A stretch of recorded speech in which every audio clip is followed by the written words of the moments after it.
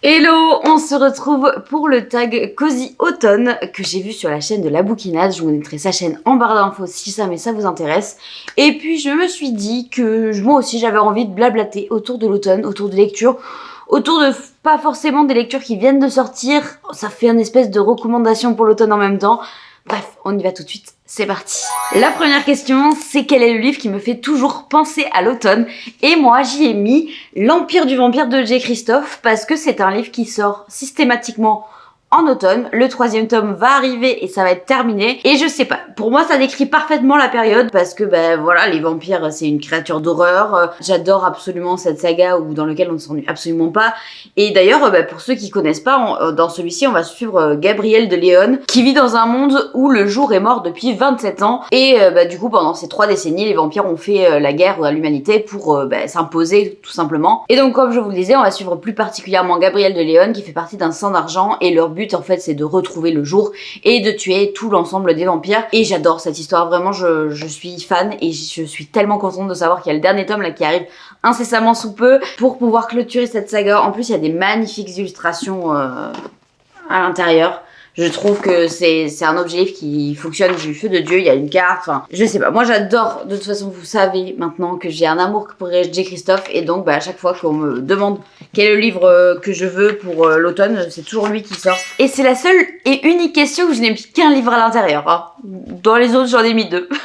La deuxième question, c'est quelle est la couverture de livre automnal préférée? Et comme je vous l'ai dit juste avant, j'en ai mis 2 puisque pour moi, à l'automne, il y a 2 façons de le voir. Il y a la façon un peu halloweenesque et il y a la façon un peu cosy avec les feuilles d'arbres qui tombent, le froid qui commence à s'installer tout doucement, la pluie, etc. Donc j'en ai mis un pour chaque catégorie. Bon, du côté de l'automne un peu cosy, j'ai mis Falling Like Leaves de Misty Wilson qui est sortie cette année chez Legis, qui est une rom-com autour de l'automne du coup, et on va suivre ici Elise qui va quitter Manhattan puisque sa mère a décidé qu'elle déménagerait et qu'elle retournerait dans la ville d'enfance de sa mère. Là-bas elle va croiser Cooper, un garçon avec lequel elle a passé déjà un été, et donc on va suivre toute la dynamique entre elles et puis surtout la façon qu'elle va avoir Elise de se chercher, de se trouver aussi. Bref, j'ai vraiment adoré et forcément j'en avais d'autres mais celle-ci elle détrône tout. Il y a des petites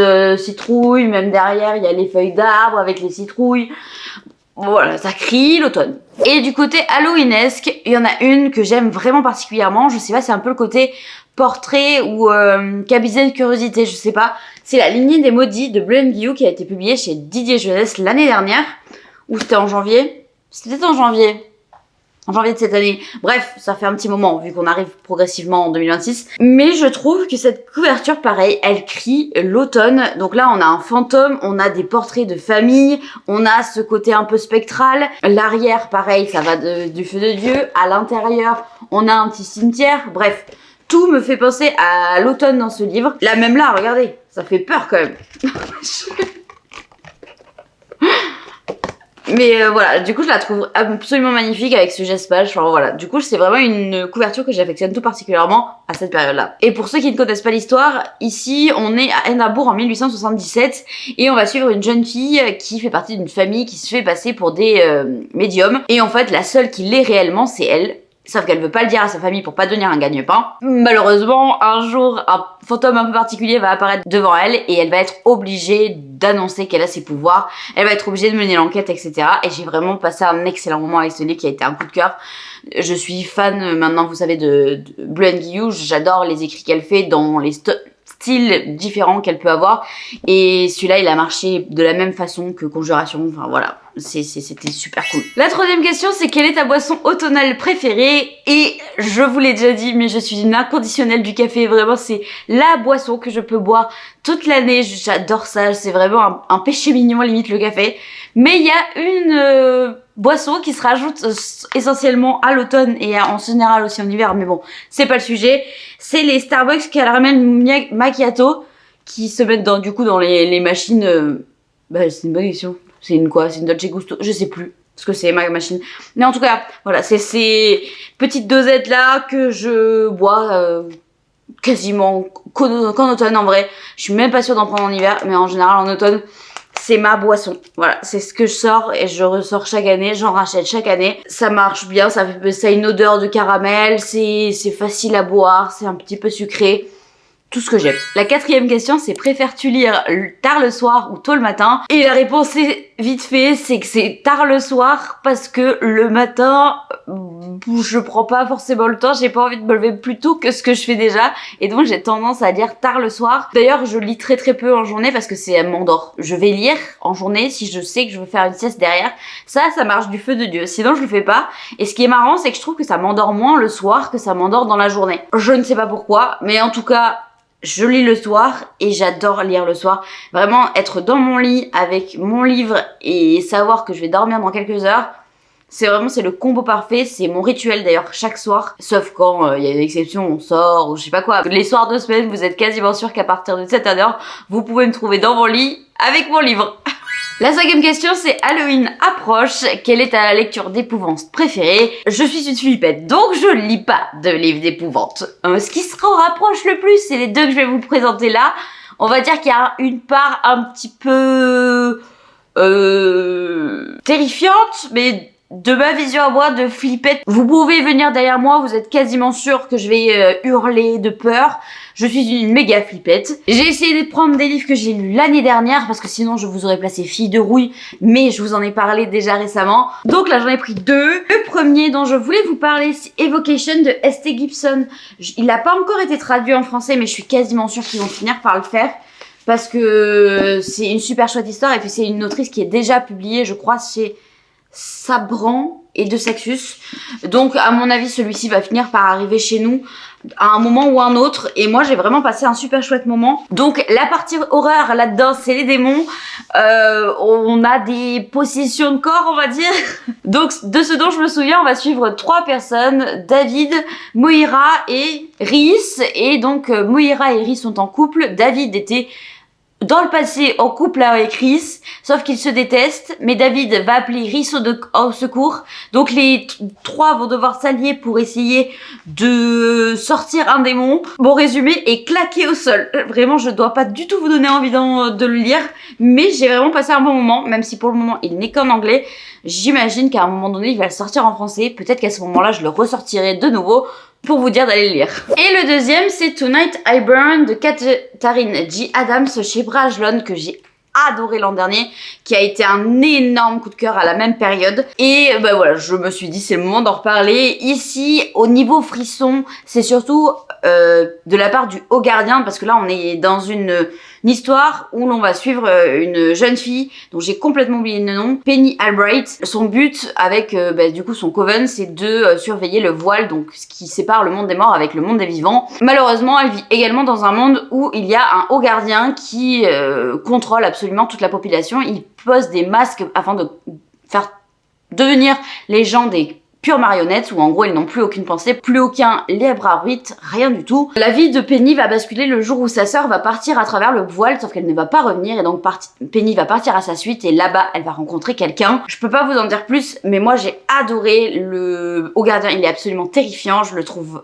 tellement horrible. Je sais que ça n'a pas fait l'unanimité, mais moi j'ai eu un énorme coup de cœur, donc je peux que vous recommander si vous n'avez pas essayé. En plus, il est hyper facilement trouvable sur Vinted du coup, parce que il a pas trop marché, et j'ai très peur qu'ils ne traduisent pas le 2e tome, alors que moi je l'ai tout bonnement adoré. Je vois qu'il n'y a pas de nouvelles sur ce titre. Ça fait 1 an du coup que celui-ci est sorti, et il n'y a pas de nouvelles. J'ai très peur qu'on ait jamais la suite. Et dans ce cas-là, il va falloir que je le lise en anglais, mais je sais que je vais plus galérer que ce que j'ai fait en français. Donc tellement dommage, vraiment tellement dommage, j'ai trop aimé, je prie tout ce qu'il faut pour qu'on ait la suite. La 6e question, c'est quelle est ta lecture réconfortante par excellence? Et j'en ai passé de toujours.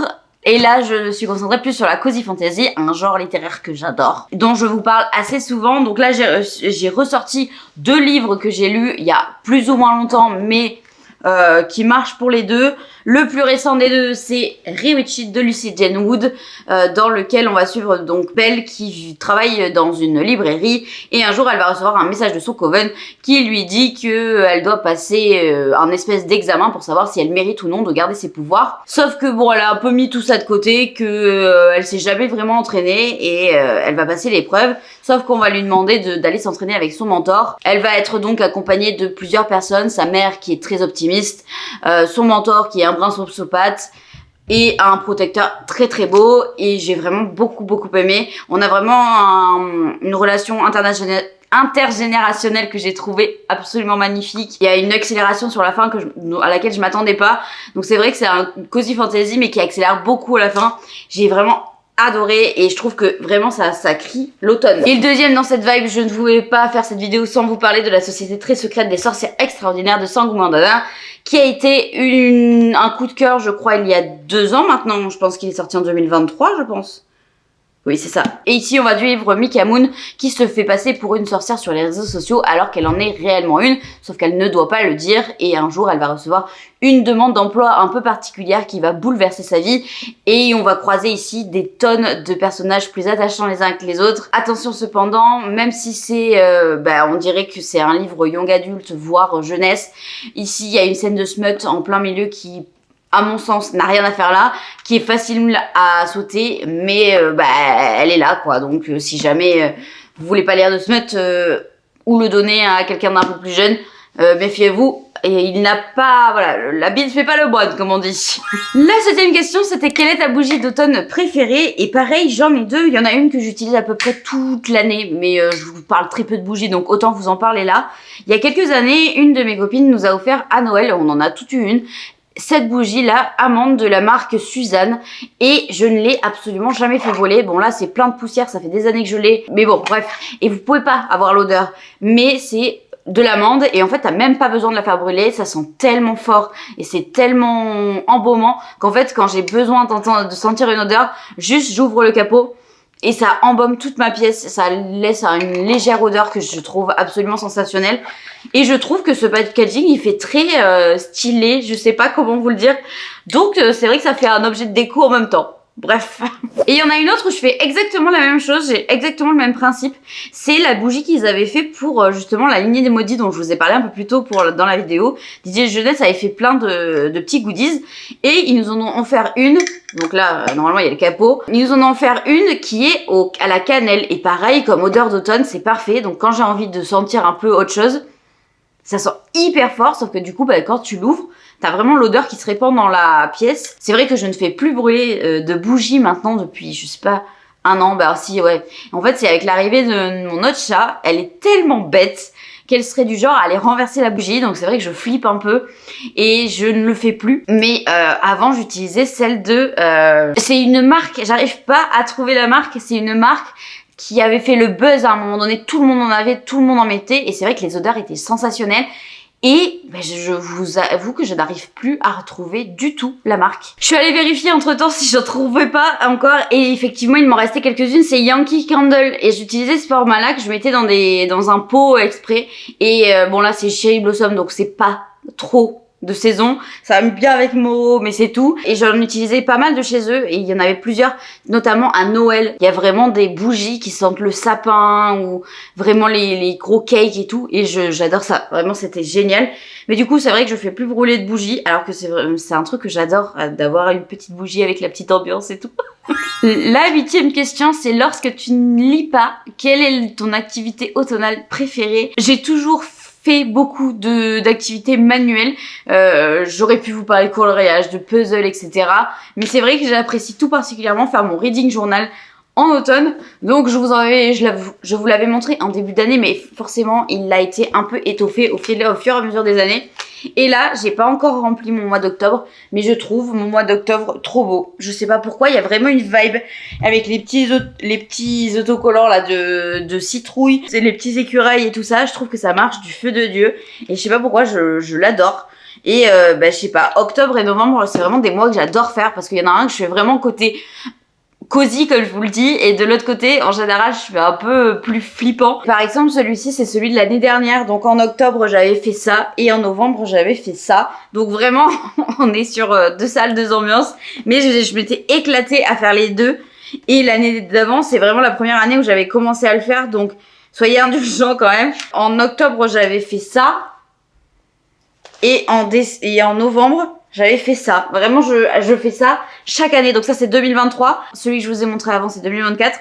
Et là, 2025, bah, j'ai pas encore fait novembre, mais ça ne saurait tarder. Et donc là, vu que j'ai déjà fait le côté cosy automne, j'imagine que mon mois de novembre, je ferai un truc un peu flippé. Mais je n'ai pas de stickers cette année pour pouvoir faire ça, parce que là, les stickers que je vous ai montrés, c'est une petite boutique sur Etsy que j'adore. Vraiment, je trouve qu'elle fait des trucs magnifiques. Et j'en avais du coup de l'année dernière. Et cette année, mais là cette année j'en ai pas racheté. Donc du coup je sais pas comment je vais pouvoir me débrouiller pour faire un peu la même ambiance. Bon bref, on verra, c'est pas le moment. Et la dernière question c'est quelle est ma liste de lecture pour l'automne. Je vous refais pas de liste là à proprement parler maintenant, puisque une vidéo va sortir dans 2 semaines à propos de ma pile à lire d'automne. Bah la fin en fait, sur la fin de l'automne j'aime bien refaire une vidéo parce qu'en général ça a un peu changé d'ambiance. Moi je suis un peu dans un autre mood et donc j'ai envie de lire d'autres choses, donc je vous l'avais déjà fait l'année dernière. D'ailleurs si vous voulez voir celle de l'année dernière, je vous la mets dans le petit i quelque part. Et là, je vais plutôt faire un point sur le pack, donc le Pumpkin Autumn Challenge. J'ai pas mal avancé, mais il me reste les lectures que je vais vous montrer maintenant, que je n'ai pas encore faites, mais j'ai quand même bien avancé. Dans les 2 livres que je n'ai toujours pas en format physique, j'ai L'écho des tambours de Sarah El Harifi que je n'ai pas encore lu, c'est le 2e tome du Dernier combat, qui est une fantasy où les gens sont classés en 3 couleurs de sang et sont donc plus ou moins aisés dans la société. Le 2e que je n'ai pas en physique, c'est La Révolution en 7 recettes, qui va sortir chez Deux Sexus là dans les prochains jours au moment où je vous parle. Je devrais le recevoir en service presse, mais pour l'instant je ne l'ai pas, donc je vous le remontrerai dans une autre vidéo. Et ensuite j'ai une petite pile de livres. En fait en tout il m'en reste 7 à lire du pack, notamment j'ai toujours pas lu La Guerre du pavot alors que le 2e tome arrive en novembre, donc il va vraiment falloir que je m'attelle à lire celui-ci pour pouvoir enchaîner avec le 2e tome. Je n'ai pas lu The Royal Coven, mais ça n'étonne absolument personne puisque je ne fais pas d'effort hein, parce que c'est pareil, le 2e que je mets dans toutes mes piles à lire c'est le Petit Guide de Mespercy. Il n'a pas été lu encore. Pourtant ils font très envie les deux hein, mais je n'y vais pas, je mets toujours un autre livre en avant. J'ai également que j'ai reçu de la part de Pal Édition, donc l'Atlas des Autres Terres de Emily White, qui est le 2e tome paru chez eux. Il y aura le 3e tome un peu plus tard. Et j'ai très hâte de le découvrir puisque j'avais beaucoup aimé le 1er tome, même si la première partie est froide des distances, j'avais vraiment aimé la 2e partie, donc j'ai très hâte de continuer. Et le dernier qui me reste c'est Catabasis de R.F. Kuang, mais tout ce que j'entends des gens qui l'ont lu en VO alors qu'ils sont français m'ont dit qu'il y avait pas mal de vocabulaire assez compliqué à appréhender autour des théorèmes et tout ça. Et du coup je sais pas si je vais le lire en anglais ou si je vais attendre la sortie en française pour pouvoir le lire. Je suis un peu dégoûtée parce que j'avais vraiment envie de le découvrir en anglais. Sauf que tout ce que je vois, ça me fait extrêmement peur. Et j'ai pas envie de passer à côté à cause d'un problème de langue. Donc je vais peut-être attendre que Deux Sexus, j'imagine, publie l'ouvrage en français. Donc il va devoir traîner encore un petit peu dans ma pile à lire. Et j'avoue que ça me fait un petit peu suer. Et voilà, on en a fini là sur cette vidéo. J'espère qu'elle vous aura plu. N'hésitez pas à répondre aux questions dans les commentaires aussi ou à me partager certaines des questions. Je vous souhaite une excellente semaine. N'hésitez pas à liker, à commenter ou à vous abonner. Et prenez soin de vous.